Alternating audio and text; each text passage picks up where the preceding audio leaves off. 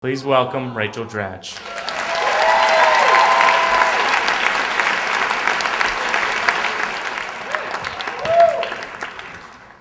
Okay, so I was on Saturday Night Live for 7 years, and my contract was up, and I was supposed to star in a new show called 30 Rock in the role of Jenna. Have you guys seen 30 Rock? Yeah, I'm not Jenna. So everything sort of started to dry up, and I wasn't getting any jobs, any auditions, and I decided, you know what? I am not going to sit around and just mope around my apartment. I'm going to take this time to do all the things that I didn't have time to do when I was a working actor. So I did all those little things on my list. Like, I actually took Spanish class, you know, that kind of stuff. And I dog sat for my friend's dog. Like, I was a dog owner for a month, you know, because I wouldn't have had time to do that if I was a TV star. And then I decided to take on the biggest challenge of all. I decided to try dating in New York. Now, I had never actually really been on a real date before. Like, I mean, probably a little bit, but not a lot of dates where you're like, how many brothers and sisters do you have? Like, that kind of thing. My dating life consisted mainly of meeting someone in your workplace. In my place, that was comedy. Dating them, and then 3 months into it, finding out they were an addict of some sort. Alcohol, pot, sex addict. Not with me, mind you, but a sex addict. And then dating them for a whole other year before it just had its like a tragic demise. So I decided that if I was going to go on, you know, some real dates and go out and meet people, that I was going to have to get out of my comfort zones, which were keeping me from dating. The first comfort zone was just hanging out with like comedy dudes who you work with and that you can flirt with all night, and they're sort of like your fake boyfriend, but then you always go home alone. Or the second one was just like going out to dinner with your girlfriends in New York, which you can do like every night and not meet anybody new. And then my third one was hanging out with my gay man friends, you know, going to like a Broadway show and cocktails or something. So I was like, I need to stop hanging out in my comfort zone. So imagine my happiness when I got invited to this party from this guy who was hosting it, who I met at Burning Man. Yes, The fact that I went to Burning Man is a whole other story. That's for another night.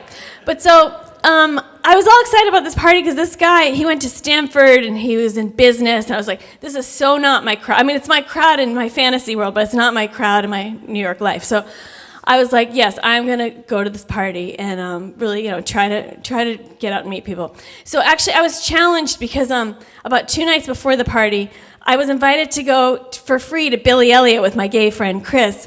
But I was like, no, Rachel, you cannot go to the Broadway show. You have to go to this party. So I went to the party, and almost immediately I was rewarded for stepping out of the comfort zone because my friend who I was supposed to meet there was late, so that forced me to talk to strangers. And I'm pretty shy, actually. So like I was just standing by the, you know, I didn't know anyone at this party. I was standing by the little hors d'oeuvre table, and this guy walked up, and I was like, hi. Now, for me, that's like huge. So that I actually initiated. And so we started chatting, and this guy, like, he was really cute, and he was a scientist, and which I was like, that's so cool. You know, like, someone else might meet an actor and think, that's so cool, but I'm like, oh, you have a regular job, you know? And he was, like, funny. Like, actually, at one point I was like, what's your name? And he had just put some food in his mouth, so he's like, hold on a second. And then he was like, I know what you do, and I think you'd have better timing than that. And I thought that was kind of cool. Like, he was like, I recognize you, but I'm not going to really say it. So anyway, okay, so we were just totally hitting it off. Like, this guy, like I said, he was, like, smart. And then it turns out, like, he spoke fluent Japanese. I was like, whoo. So I was just on board. And so it all happened like it does, like these dates I've seen, you know, on TV or the movies, but never in my life. Because this guy, like, we were just talking about our favorite restaurants in New York, and I said mine. He's like, oh, we should go there sometime. Give me your number. It was like, what? So it was all so smooth and natural, and it was all working just like on TV. So I was all excited. And, for the purpose of the story, this guy's name was Steve, but his real name was Brent.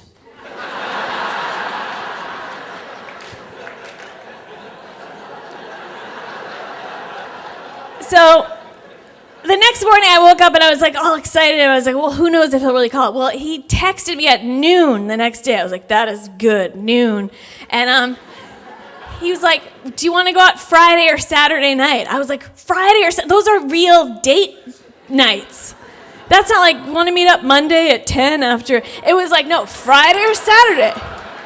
So I was like all excited about this. So I was just so happy that week. I had the potential of love in my life, and I was just like, do.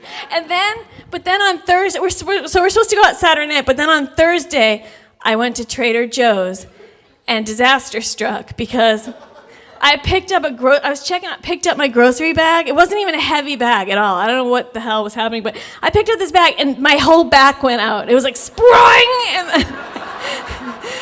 and I had to walk home like this, like an old lady. And then I was thinking, the first thing was like, oh no, this date is in 2 nights from now. And I was like, does God not want me to date? Like, why is this happening the only time I'm excited?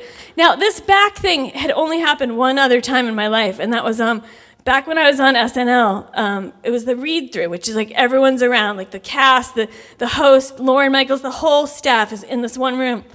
And I was walking back to my chair during the break, and I sort of stumbled, like nothing major, but my whole back really went out that time. Like, I couldn't move. I was on the floor, and I was writhing. It was like a Charlie horse, but up your whole back. So I was like, ugh, and I couldn't even move an inch that time.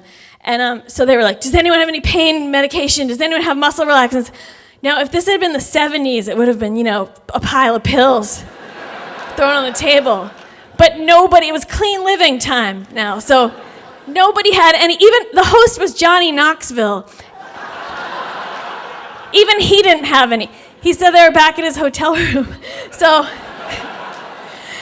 they had to send down for the NBC doctor, and I was like paralyzed. I happened to fall, so like my head was kind of under the conference table.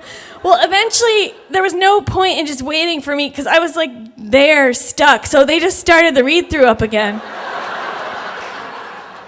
And someone else was reading my parts. Like I was just like, ugh. I was squeezing the doctor's hand, and every so often Lauren would be like, is Rachel okay down there? And they'd be like, no, she still can't talk. So anyway, that took like 2 hours to recover from. So I was so dreading this date because I was like, what if that happens on the date and I'm in some East Village restaurant and I have to be carted off in an ambulance or something? It would be so embarrassing. So Saturday, the day of the date, comes along, and my back still isn't better. So a friend of mine's like, well, what about acupuncture? And I was looking for a miracle, because I was so excited about this guy. So I started to call up some acupuncturists on a Saturday to see, like, can you take me, in 2 hours? And so none of the ones that were recommended could take me. So then I went to the acupuncturist that was not recommended. And I'd like to tell you all that is a business you want a reference. Don't do the walk-in on the acupuncture. I went to one of those, Chinese storefront joints that my friend Chris had gotten massages there, and I've actually met the doctor of Eastern medicine there, and he looked like a good guy, so he's like, they can see you.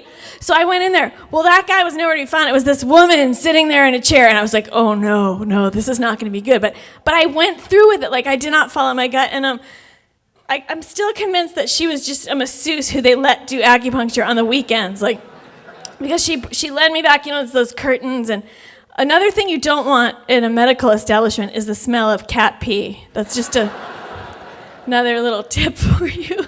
But so she brought me back in the curtains. I was like, oh, I'm kind of nervous. She's like, don't be nervous. I was like, and then she stuck first needle, back of the knee. You might think they'd ease you in a little bit, but no, it was like back of the knee. It would hurt so much. Like, I don't think it was supposed to hurt that much. The back was fine, but the back of the knee and the inside of the ankle were the two killers. And she'd come by every so often and twist them. And the pain would shoot up my leg. And I was going like, no, not the knee. Like, and there were just curtains of people getting massages, just hearing like, not the knee, no, Anyway.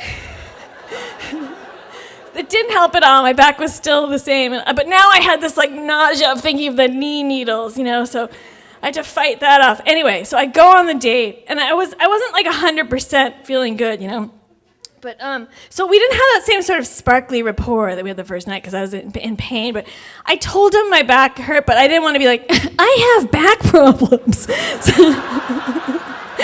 So I didn't really go into so much detail about it. I was kind of like trying to sit, comfortably. But so it went okay. But then we said, well, okay, we'll go out again. He was going away on business, and we decided we'd see each other again. So I did have 2 little red flags about this guy, but I decided I'm not going to tell my friends about these red flags. Because, what if it turns out to be nothing, and then, I end up marrying this guy, and then I don't want some friend asking about that red flag again. So the first red flag was just alcohol. He just drank a lot that night. I was still nursing a glass of wine from the bar. We ordered a bottle of wine at the table, and he drank basically the whole bottle of wine. And then we went somewhere else for cocktails. He had 9 drinks that night. But, I was willing to give it a pass. I was like, maybe he's nervous, So anyway, okay, so then, but you know what? The red flag was not whatever. It kept growing because he'd email me from his business trip being like, well, my liver is really, my liver needs a break after these business trips. And then he was spending every night at my friend's whiskey bar. And I was just thinking, well, I was still going to ignore it though. Okay, so then he gets back and he asked me out on a Wednesday. He asked me out for a Friday night. And so I was rehearsing this musical. And I hadn't heard from him all day on Friday. So I texted him at 6 p.m. Finally, I'm still at this rehearsal. I was like, hey, what's up for tonight? Well, I get a text back from him. Not a phone call, mind you. I get a text back, and it said, busy with this work thing. Maybe I'll see you when you get back from L.A. That was 2 months from now. 2 months from now. So basically, I got, face planted. I was just so shocked that he just asked me out, but now he's blowing me off. And I felt just like he'd asked me out movie style, and I was so excited. I was getting blown off movie style now. It was that harsh, being stood up, basically. I'd only seen in the movies, now was happening to me. And I was really upset about it too, but then now that I knew that we weren't really going to be dating and, we weren't even making out, I was free to tell my friends about the other red flag. So when we were at this bar, he said that when he was traveling in Japan, he ate at this restaurant that only served horse meat. And I was kind of oh, horse meat, but he was like, no, it's the most delicious meat you'll ever try. He was just reveling in it. And I was thinking, that's not so good to tell a woman on your first date that, you're really into horse meat. Because what if I was one of those girls who had the plastic horse statues growing up? I wasn't, but what if I was? It just seems like not a thing to really tell a woman, I'm really into horse meat. But, and then he said, I was still reeling from that, and he said, have you ever wondered what it'd be like to taste human flesh?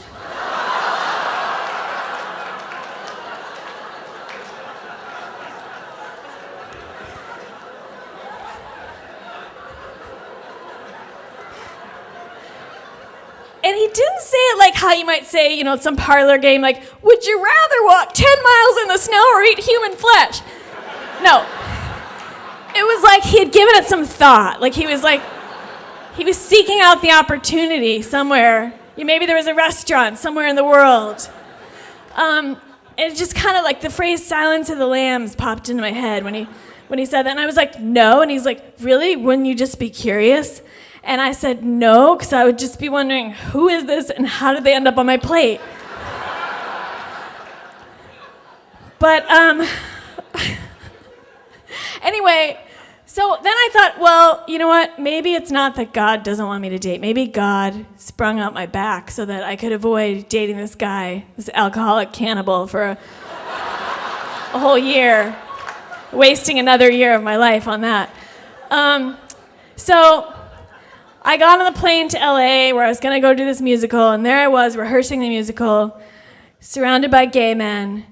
I was back in my comfort zone. I thought I'd stay there for a while. Thank you.